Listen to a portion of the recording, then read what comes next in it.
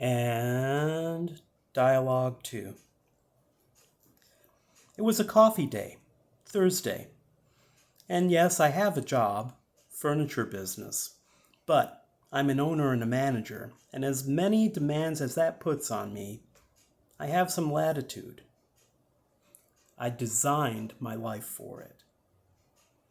Sure, I'd probably be richer if I dedicated myself all to my work. But richer? And besides, it's amazing how much making space lets good things come to you, even materially.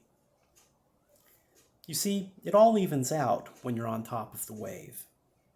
You can skip a Thursday this week, a Wednesday that one, and because you're doing something else useful, the wave is cool with you. Even if it's not something that's useful for yourself. In fact, I think the wave actually likes it when you lean this way or that every so often and get past being ramrod straight and anxious and uptight about the course of your ship.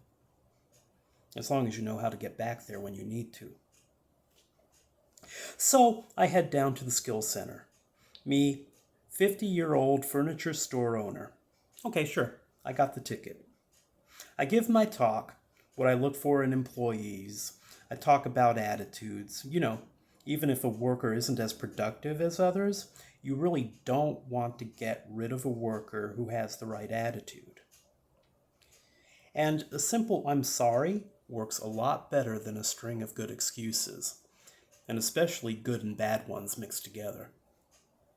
I cut some laughs. Some people are just bright. I don't mean intellectual, simply quick and bright and ready to respond. They look like they're listening, and that's a good first step. Plenty of folks aren't like that too, and if you're going to help, you've got to get past the easy stuff, helping people who are most like you. You've got to do the easy stuff because you want to get some traction for all your effort, and you want to build up your natural allies.